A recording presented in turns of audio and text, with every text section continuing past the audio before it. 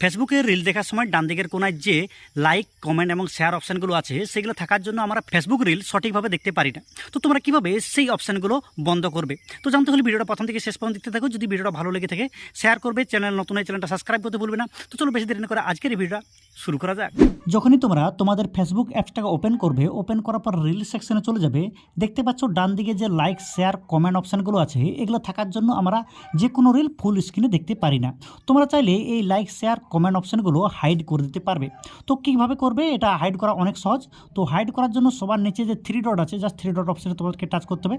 যখন তোমরা three dot অপশানে টাচ করবে অনেকগুলো অপশান খুলে যাবে। তো তোমাদেরকে এখানে যে ক্লিয়ার মোড অপশান আছে, জাস্ট ক্লিয়ার মোড অপশানে যখনই তোমরা টাচ করবে সেই সমস্ত অপশানগুলো কিন্তু তোমাদের হাইড হয়ে যাবে।